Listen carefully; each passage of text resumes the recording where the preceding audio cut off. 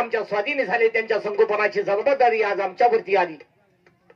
म्हणून मला या ठिकाणी तुम्हाला विचारायचं होतं, या दोन्ही गोष्टी आज तुमच्या समोर आमच्या या प्रतिष्ठेला शोभणाऱ्या घडल्या म्हणल्यानंतर तुमच्या मनात वाईट काही छे, अहो तुम्ही नोकर मी नोकर, याबद्दल शंका कसली आहे? बरोबर आहे. तुझा भाऊ करू नका सेनापती. तुमचं मन काय, यांचं मन काय? माझं मन गंगेच्या पाण्यासारखं. यांचं मन गंगेच्या पाण्यासारखं, तुमचं मन गटरातल्या पाण्यासारखं. बरोबर आहे. आम्ही सुद्धा मनाने निर्मळत आहोत. प्रधानजी काका, कारण किती केलं तर आपण दोघंही राज दरबारचे नोकर आहोत. शाबास, अगदी बरोबर.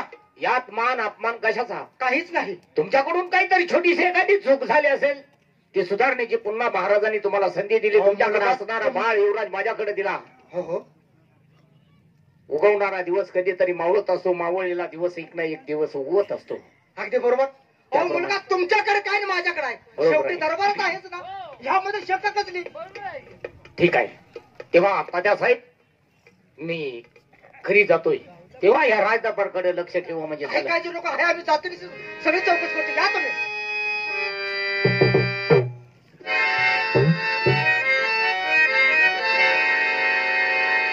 गोंधळीक सकट गणपत ड्रायव्हर तमाशा पहिल्यापासून असा चाललाय, तसाच पुढे चालवा म्हणून अकाउंट बदलले दाबाला.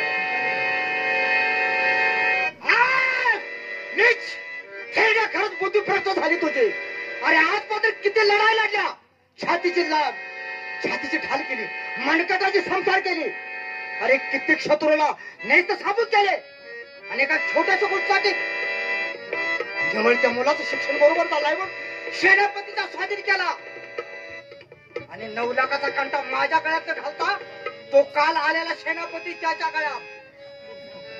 हिरड्या, हे राज्य माझ्या हातात आहे. अरे तू पहिला आहेस, त्या पहिल्याच्या सगळ्या सूत्रधारी प्रधानच्या हातात आहे. अरे खेचेल तिकडे तू वळलं पाहिजे. या राजाची कशी राख करायची माझ्या हातात आहे. सावधान राजा, सावधान.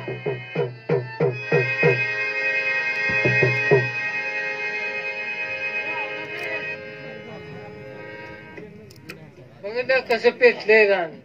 मगाच्या किती गोड बोलला, आणि आता बघितला कसा बोलला. हे काय काय करतोय, कुठं कुठं करतोय, तुला कवा करतोय बघायचं. जे काय बाप केली. आणि त्याच्या आईला भुंडा द्यायलाच लावायचा. चल.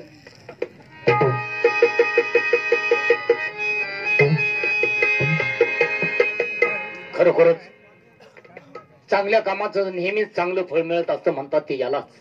पण ही आनंदाची बातमी आपण आपल्या पत्नीच्या कानावरती घातली पाहिजे.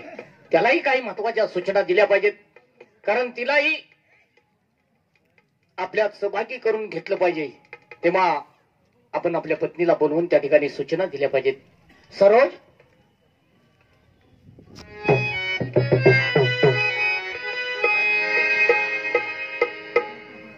हे काय? अहो बाळ आपल्याला आणि हे कोणाचं? सरोज, हे मी तुला थोडक्यात सांगणारच आहे. आज माझ्या खुशीमध्ये असणारा बाळ पाहिल्यानंतर तुला आश्चर्याचा धक्का बसला असेल. हो. पण सरोज, ज्या ठिकाणी आपण नोकरी करतो, ज्यांच्या अन्नावरती आपला हा पिंड पोचलाय, त्या खाल्ल्या अन्नाची जाण म्हणून या ठिकाणी आपल्याला थोडं काहीतरी कर्तृत्व करायचं आहे. आपण या राज दरबारचे असणारे बाळ युवराज, या राष्ट्राचा भावी राजा, त्याच्या संगोपनाची जबाबदारी आज आपल्यावरती आलेली आहे. म्हणजे हो, हा लहान असतानाच त्यांच्या मातोश्री यांना सोडून गेल्या. तेव्हापासून याच्या संगोपनाची जबाबदारी राज दरबारात आज आम्हाला मिळाली. महाराजांनी आमचा आज राज दरबारमध्ये इतक्या मोठ्याने स्वागत सोहळा निर्माण केला. त्या ठिकाणी आमचा सत्कार झाला. असणारा 9 लाखाचा कंटा आम्हाला बहाल केला, आणि त्याचबरोबर एक महत्वाची जबाबदारी म्हणजे या असणाऱ्या बाळ युवराजाला लहानाचं मोठं करून त्याच्यावरती चांगले संस्कार करण्याची जबाबदारी दिली. म्हणजे आपल्याला दिले हो. बाळ? खरे सांगताय? नाही, हे जरी लहानाचं मोठं आपल्याकडे करण्यासाठी दिलं असलं तर आज ना उद्या हा राष्ट्राचा भावी राजा आहे. तेव्हा माझी तुम्हाला हात जोडून विनंती आहे, एक वेळ आपल्या दोघांचा असणारा बाळ बाजूला ठेवावा लागला तरी चालेल, पण या बाळाला लहानाचं मोठं करत असताना, याच्यावरती संस्कार करत असताना कोणत्याही गोष्टीचा हलगर्जीपणा झाला नाही पाहिजे. तुम्ही त्याची काय काळजी करू नका. द्या माझ्याकडे. वा, किती छान आहे हो. पण बाळा, खरंच तुझ्यावर काय प्रसंग आला. जन्मस्थाच तुमची आई गेली. आईची माया म्हणून तुम्हाला नाही, पण काय काळजी करू नका. मी तुमची आई आहे बरं का. मी तुम्हाला चांगल्या तऱ्हेने संस्कार देईन, चांगल्या तऱ्हेने तुमचा मी सांभाळ करीन. मी माझ्या स्वतःचा बाळ बाजूला ठेवीन, पण ह्या बाळाचा मी चांगल्या तऱ्हेने सांभाळ करीन. वा सरोज, आज आज माझी पत्नी म्हणून शोभलीस. या बाळावरचं असणार तुझं प्रेम पाहिल्यानंतर मनाला समाधान वाटलं. तेव्हा आज समजलं आईची माया काय असते.